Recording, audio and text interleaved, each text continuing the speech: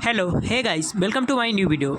और आज दिन है मंगलवार 16 सितंबर 2025। और चलिए बात करते हैं आज की तमाम बड़ी खबरों पर। देश दुनिया की खबरों पर डालेंगे नज़र।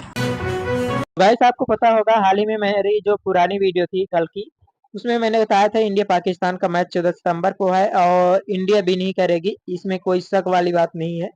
तो ऐजा वो हुआ भी और इंडिया मैच जीत गई। खैर हम सभी की तरफ से वेरी वेरी कंग्रेचुलेटर्स। और गाइस आज एक व्यक्ति का मेम बहुत अच्छा, बहुत सही जगह फिट हुआ यार भाई, समय पर समय फिट हो गया। जो पाकिस्तान का एक खिलाड़ी बोला था भाई हमें मारो, ये क्या है, वो मेम फिट बैठा आज। और गाइस बात करते हैं अभी हाल ही में नेपाल में प्रदर्शनकारियों ने काफ़ी ज़्यादा प्रोटेस्ट किया था और उसी के बाद अब देखिए इधर ऑस्ट्रेलिया में भी प्रोटेस्ट चालू हो गया है। देखेंगे ब्रिटेन, ऑस्ट्रेलिया और फ्रांस, इन जगह पर लोगों का अब प्रोटेस्ट चल रहा है कि बाहरी लोग से जो आ जाते हैं प्रवासी, उनकी वजह से उन्हें नुकसान हो रहा। और गाइस वही बात करें, पंजाब में हाल ही में बाढ़ आई थी। मैंने पिछली वीडियो में बताया भी था कि बाढ़ से काफ़ी ज़्यादा लोग पंजाब के परेशान हैं, जिसमें अब राहुल गांधी ने एंट्री मार दी है। राहुल गांधी पंजाब के लोगों के यहाँ गए और उन सभी गाँव के लोगों से मिले जो 2097 गाँव प्रभावित थे। बाढ़ में काफ़ी ज़्यादा संख्या में लोग जूझ रहे हैं और राहुल गांधी वहां पहुंचकर लोगों से मिले और इसके साथ ही ट्रैक्टर भी चलाया। और वहीं देखिए वक्फ को लेकर हाल ही में काफ़ी ज़्यादा बवाल मचा हुआ था। वक्फ के ऊपर हमला नहीं चलेगा, ऐसे लेकर जो तो मुस्लिम लोग प्रदर्शन कर रहे थे और सड़क पर प्रदर्शन आया था, तो जिसके चलते सुप्रीम कोर्ट ने इस कानून को रद्द कर दिया। सुप्रीम कोर्ट ने इनकार कर दिया है, लेकिन अभी बात करें अदालत ने इस कानून के कुछ प्रावधानों पर रोक लगा दी है। पूरी तरह से सेक्शन पर रोक लगाया गया है, जिससे सुप्रीम कोर्ट ने एक आदेश भी जारी किया। सुप्रीम कोर्ट का कहना है कि वक्फ बोर्ड का सीईओ मुस्लिम समुदाय से ही होना चाहिए। और वहीं बात करते हैं प्रधानमंत्री नरेंद्र मोदी की, तो हाल ही में ये सोमवार को कोलकाता स्थित विलियम पहुंच गए हैं। यहाँ पर उन्होंने 16वीं कंबाइंड कमांडर्स कॉन्फ्रेंस 2025 सीसी को संबोधित किया है, जिस पर उन्होंने मोटिवेशन भी लोगों को दिया है। इनका जो कार्यक्रम रहने वाला है वो करीब 15 से 17 सितंबर के बीच रहेगा और इसके बाद वो यहाँ से रवाना हो जाएंगे। आपको बता दें आयोजन पूर्वी कमान मुख्यालय में ही किया जा रहा है। इस दौरान इनके साथ रक्षा मंत्री राजनाथ सिंह और इसके साथ ही अजीत डोभाल भी शामिल होंगे। खैर अपन बात करते हैं अगली खबरों की। दरभंगा से बिहार के मंत्री जीवेश मिश्रा द्वारा एक पत्रकार के साथ कथित तौर पर मारपीट की जाती है, जिसके चलते लोग शिकायत करते हैं। और वहीं देखिए पूर्व मंत्री तेज प्रताप यादव ने इन सबको लेकर कहा कि जेडीयू और बीजेपी गुंडा राज कर रही है। गुंडा राज नहीं चलेगा, इनकी सरकार अपनी सरकार चलाने में ये असमर्थ है, इनकी सरकार कोमा में। और गाइस वही बात करते हैं आज की हेडलाइनों की। देखिए महाराष्ट्र में अब काफ़ी ज़्यादा बारिश होने वाली है। महाराष्ट्र के 3 जिलों के लिए रेड अलर्ट जारी कर दिया है बारिश को लेकर। और गाइस पाकिस्तान को हराने के बाद सूर्य कुमार यादव का इंटरव्यू लिया गया। इंटरव्यू में उनसे कुछ पूछा गया, जिसके बाद से वो भावुक नजर आए और पाकिस्तान को हराने के बाद पहली बार सूर्य कुमार यादव भावुक हुए हैं। और वहीं नेपाल के पीएम कुर्की के आवास के बाहर हो रहा प्रोटेस्ट, लोगों ने एक बार फिर से नारेबाजी शुरू कर दी।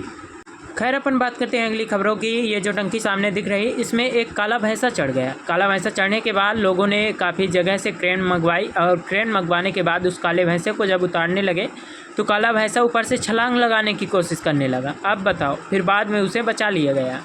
और वहीं पढ़ते हैं अगली हेडलाइन की तरफ। प्रधानमंत्री नरेंद्र मोदी बिहार में हैं। बिहार में वो 36,000 करोड़ की परियोजनाओं का सौगात देने वाले हैं जनता को। तो वहीं देखिए एक और गृह मंत्री अमित शाह ने भी अहमदाबाद में वेद परिसर खेल का उद्घाटन किया है। और देखिए इधर एशिया कप में महिला टीम ने हॉकी में वर्ल्ड कप तो नहीं जीत पाया, लेकिन इधर सिल्वर मेडल जरूर जीत लिया। फिलहाल बात करते हैं अगली हेडलाइन की। अमेरिका ने भारत पर टैरिफ लगाया था, लेकिन अब उसकी टैरिफ गिरती हुई नज़र आ रही है।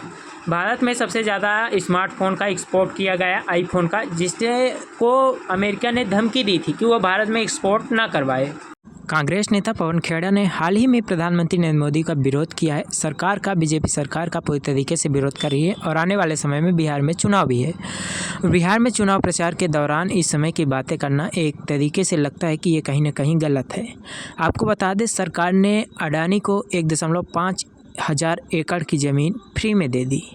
अब ये ज़मीन इसलिए दी गई है ताकि वो बिजली बना सके और लोगों को दे सके, लेकिन पवन खेड़ा का कहना है कि ये बिजली वो लोगों को महंगी बेचेंगे। अडानी ग्रुप कंपनी जो है, उनकी कंपनी बिजली लोगों को सप्लाई करती है लेकिन महंगे दामों में करती है। तो पवन खेड़ा मोदी सरकार पर आरोप लगा रही है और ये भी कह रही है कि ये अडानी को फ्री में सामान दे देते हैं। इसमें पैसा तो सरकार का लगेगा लेकिन लोगों को महंगे दामों में अडानी बिजली बेचेगा। खैर, आप लोगों का क्या कहना है कमेंट बॉक्स में अपनी राय ज़रूर देना। और इसी तरीके से कांग्रेस नेता और बीजेपी नेता दोनों एक दूसरे पर आरोप प्रत्यारोपण करते रहते हैं। ये समय समय पर ये इनकी अपनी पॉलिटिक्स राजनीति भी हो सकती है। खैर, अपन चलते हैं अगली खबरों में। आजकल अगर कोई मरीज ठीक नहीं हुआ तो सारा आरोप डॉक्टर को दे देंगे। इसी को देखते हुए सुप्रीम कोर्ट ने हाल ही में एक सूचना दी है लोगों को और बताया है, एक फैसला दे दिया डायरेक्ट। सुप्रीम कोर्ट ने कहा कि एक डॉक्टर को राहत देने के लिए हम ये फैसला सुना रहे हैं।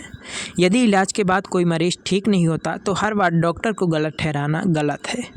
हर बार डॉक्टर गलत नहीं होता। अगर कोई भी व्यक्ति डॉक्टर को जिम्मेदार ठहरा रहा है तो ये गलत है, सीधा सीधा। डॉक्टर पर बच्चे के जन्म के बाद महिला की मौत का आरोप होता है सबसे ज़्यादा। खैर, जस्टिस संजय कुमार और सतीश चंद्र की बेंच ने सुनवाई के दौरान ये भी कहा कि इलाज के दौरान अगर सर्जरी सफल नहीं होती या मनचाहा परिणाम नहीं मिलता तो हर बार डॉक्टर को गलत नहीं ठहराया जा सकता। ये आरोप नहीं है, ये लापरवाही जैसी घटना नहीं है। आप इसीलिए डॉक्टर को कुछ नहीं कह सकते। कोर्ट ने यह भी कहा कि पूरी कोशिश करने के बाद भी इलाज विफल हो जाता है तो यानी इसका ये मतलब नहीं होता कि आप डॉक्टर दोषी है। जब तक कि यह साबित ना हो जाए कि डॉक्टर दोषी है, इसके लिए कोई पुख्ता सबूत होना चाहिए कि डॉक्टर ने लापरवाही की है। अगर नहीं है तो फिर आप उस पर कोई भी आरोप नहीं लगा सकते।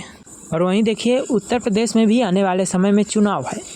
ऐसे में अखिलेश यादव ने निषाद समाज को लेकर कुछ ऐलान कर दिया, जिसकी वजह से बीजेपी और समाजवादी पार्टी में कलह चलने लगी, यानी चर्चा शुरू होने लगी, राजनीतिक चर्चा हो रही है। उत्तर प्रदेश चुनाव 2027 को लेकर इसे महत्वपूर्ण भी माना जा रहा है। आने वाले समय में इसे महत्वपूर्ण देखा जा सकता है। खैर, राजनीतिक में निषाद पार्टी और भाजपा पार्टी के बीच खिंचाव जारी हो गया है। निषाद समाज को लेकर नर्विक समुदाय के वोटों पर टिक गई है। निषाद समाज और इसके साथ ही नर्विक समुदाय के वोटों पर ये जो चर्चाएं हो रही है, ये मजदूरों को लेकर हो रही है। समाजवादी पार्टी के अखिलेश यादव से नर्विक मजदूर कल्याण समिति के एक प्रतिनिधि मंडल मिलता है, हाथ मिलाता है और उनसे बातचीत करता है और अपनी घोषणा पत्र जो है तो उनको देता है। उनकी ये मांग होती है नर्विक समुदाय की, जिसके बाद अखिलेश यादव ने उनके उस पत्र को स्वीकार कर लेते हैं और उस पर घोषणा कर देते हैं। घोषणा करने के बाद ये चर्चाएं शुरू हो गई। विधानसभा चुनाव की तैयारी के हिस्से के रूप में इसे देखा जाने लगा। नर्विक समुदाय को विशेष जगह देने के लिए ऐलान कर दिया। अब ऐसा वो तभी कर पाएंगे जब उत्तर प्रदेश में अपनी सरकार बनाएंगे। प्रतिनिधिमंडल ने की जो मांगे थी वो थी कि नदियों की नीलामी तत्काल रद्द कर दी जाए। तब अखिलेश यादव ने उनको ये हवाला दिया कि जैसे ही हमारी सरकार आती है हम दोनों को जो है तो रद्द कर देंगे।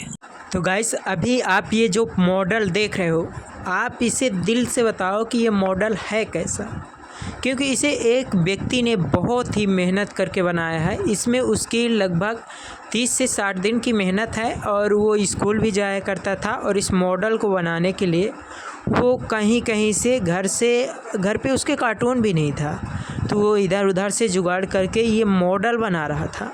ये उसकी एक कला थी, उसका इंटरेस्ट था इस चीज़ में और इस चीज़ में वो बहुत हार्डवर्क किया और उसके इतने हार्डवर्क ने इतनी मेहनत रंग लाई है। गाइस, आप बताओ कि ये एक्चुअल में दिख कैसा रहा है, जस्ट बताना कि क्योंकि इसमें किसी ने मेहनत की है, एफर्ट डाला है अपना, तो अट्रैक्ट लग रहा है आपको कि नहीं, ये ज़रूर बताना।